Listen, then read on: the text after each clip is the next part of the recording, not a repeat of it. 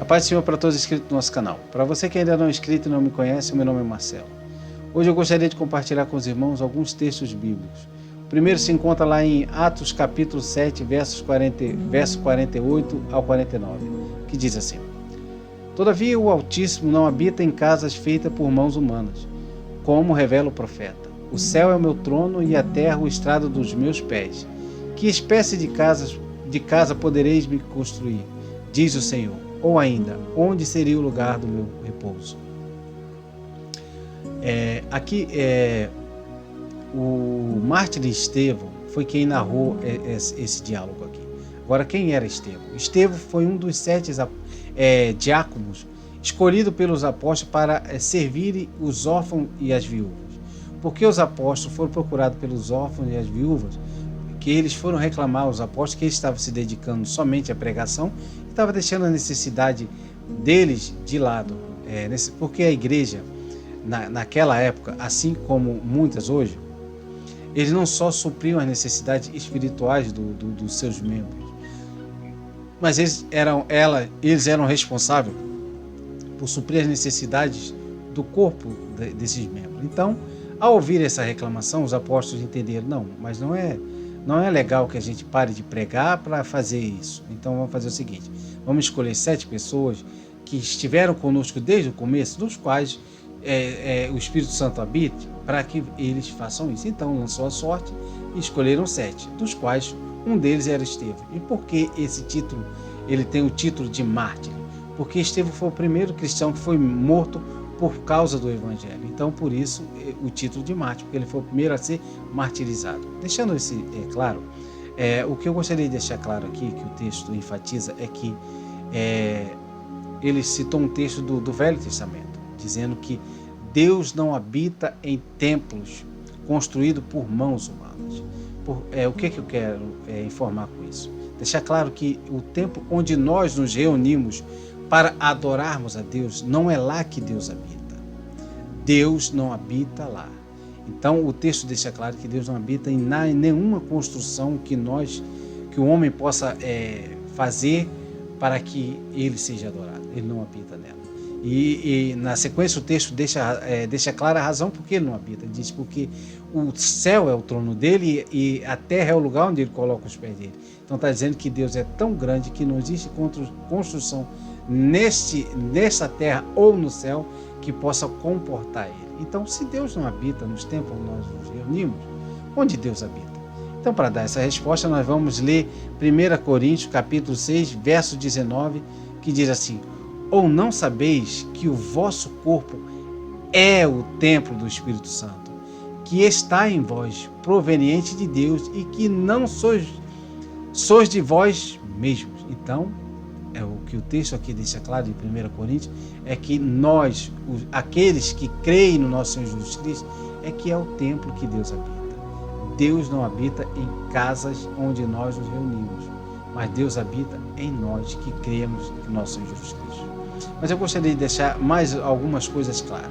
Para deixar essas coisas claras, vamos estar examinando lá o texto de Mateus, capítulo 18, verso 20, que diz assim: Porquanto onde se reunirem 2 ou 3 em meu nome, ali estarei no meio deles. Então, o que esse texto aqui deixa bem claro, que onde houver uma reunião dos templos do Espírito Santo, lá ele se fará presente.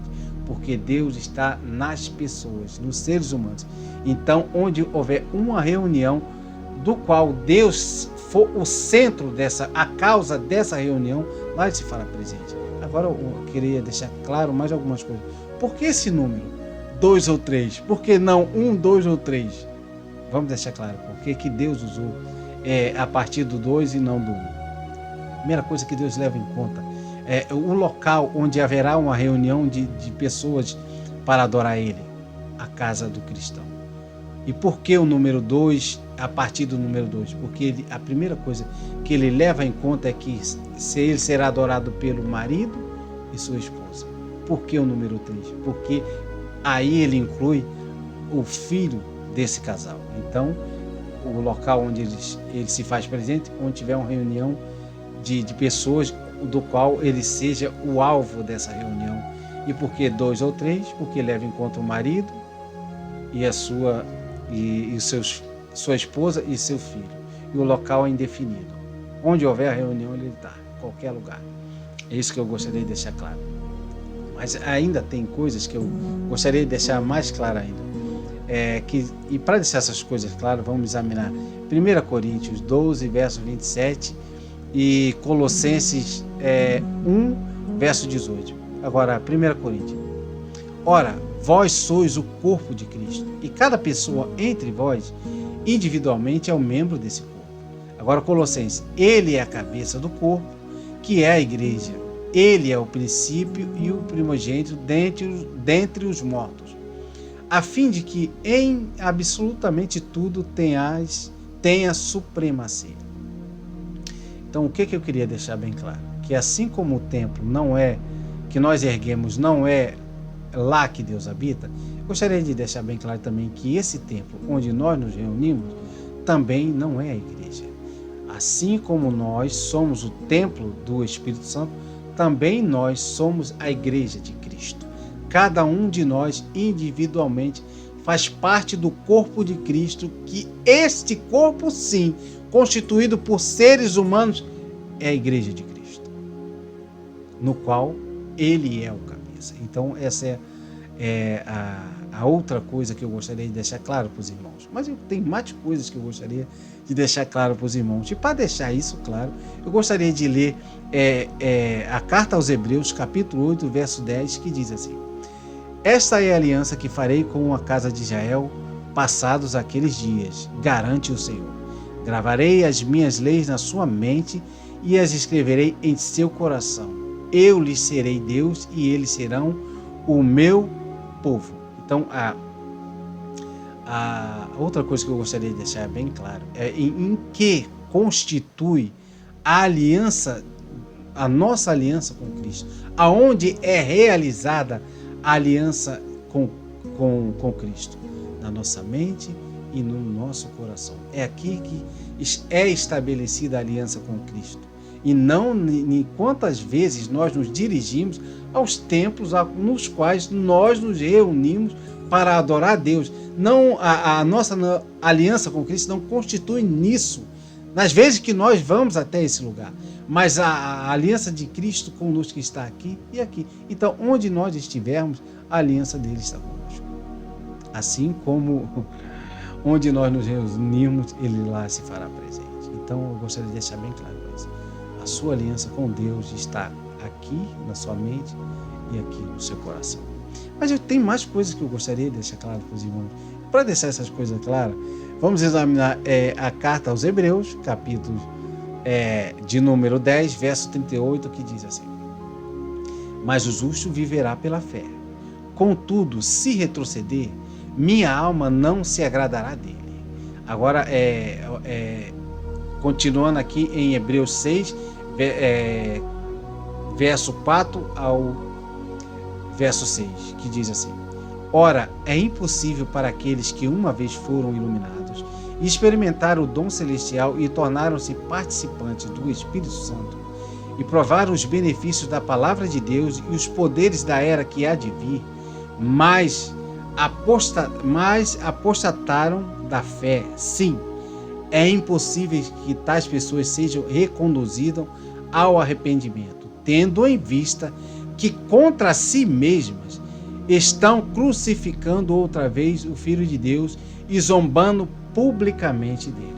Bom, a outra coisa que eu gostaria de deixar claro para os irmãos é a única forma de nós quebrarmos a aliança com Deus que ele estabeleceu conosco.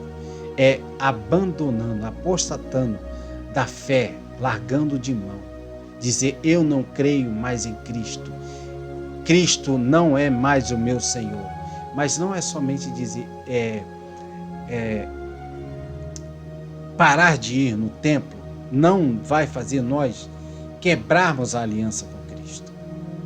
Pararmos de nos reunirmos com os nossos outros irmãos em um determinado lugar não vai quebrar a aliança com Cristo. O que vai quebrar a aliança com Cristo é você abandonar a fé nele. E a palavra de Deus é clara em dizer que Deus não tem prazer naquele que retrocede. E deixa mais claro ainda o porquê que ele não tem prazer. Porque para Deus, quando nós cremos em nosso Senhor Jesus Cristo e declaramos Ele como nosso Senhor, e depois nós retrocedemos e abandonamos essa fé e deixamos Ele de lado, é como se nós estivéssemos mais uma vez crucificando o nosso Senhor Jesus Cristo. Por isso, e zombando dele publicamente. Por quê? Você passa a experimentar tudo que é relacionado à sua fé com Cristo, todos os benefícios que a palavra de Deus trazem para você. E anuncia para todo mundo, olha, é a melhor coisa do mundo é servir a Cristo. Não tem coisa melhor. Aí daqui a pouco você larga e está voltou para a sua vida antiga e você está debochando. As pessoas vão falar, a primeira coisa que você fala, vai aí, ó. Estava falando para mim que a melhor coisa era Cristo, olha aí onde ele está. Voltou para de onde saiu. Então, para Deus, você está crucificando a Cristo e debochando publicamente dele. Agora eu gostaria de concluir, enfatizando, deixando mais bem claro o porquê que eu decidi trazer essas passagens e deixar esses pontos claros para os irmãos. Primeiro, porque muitas pessoas, mas muitas mesmo, se desviaram da fé, abandonaram as boas obras, a prática das boas obras, por desconhecer esses fatos. Então, quando eles, por alguma razão, seja lá qual for, se entristece e decide que não vai mais se reunir em um templo, eles abandonam a fé. Eles acham que se desviaram. Mas se você perguntar para eles, eles vão dizer, olha, você crê em Jesus? Crê no Senhor Jesus Cristo. Mas você faz parte da igreja? Não quero mais ir para a igreja. Ele não quer mais se dirigir àquele templo. Mas de maneira nenhuma ele quer abandonar o nosso Senhor Jesus Cristo. Mas eles foram ensinados que se não se reunirem naquele templo, eles não são mais crentes. Eles quebraram a aliança, por isso eles se entristecem e mantêm parte da fé. Porque o dizer eu creio é somente parte da fé. Mas as obras têm que acompanhar a fé que você diz. Porque palavra o vento leva. Mas a atitude é o que mostra o que você verdadeiramente pensa ou naquilo que você acredita. O apóstolo Tiago já disse que a fé sem obras é morta. Ou seja, a fé falada sem atitude para demonstrar aquela fé não é fé. Então, meus irmãos, se você está na sua casa e você apenas abandonou as boas obras, sabe que é só você voltar às boas obras e completar a fé que você declara. Porque, por isso eu quis deixar bem claro que o ser humano é o templo do Espírito Santo, que a igreja é o ser humano, que onde você estiver, seja na sua casa, ou no seu trabalho, em qualquer lugar, que houver uma reunião em nome do nosso Senhor Jesus Cristo, que ele for o foco dessa reunião, lá ele se fará presente. E que a aliança que Deus estabeleceu com você é aqui e aqui. E não nas vezes, no lugar que você, por quantas vezes você se dirige a um lugar e por estar nesse lugar. A aliança está em você. Assim como Deus que estabeleceu a aliança está em você. E deixar bem claro, aquele que ainda está de pé, por você também que eu resolvi trazer isso aqui, para que se alguma vez você se entristecer, espero que isso não aconteça, o ideal é estarmos nos reunimos como igreja, mas se por acaso você se entristecer e decidir por esse motivo ou qualquer outro que seja, não mais se dirigir a um templo, saiba que você saiba de todos esses fatos, para que você não venha se desviar e não venha entristecer ao Espírito Santo de Deus que habita em você. E é para isso que nós escolhemos esse texto e para isso nós estamos fazendo esse vídeo e pregando a palavra de Deus. Simples assim.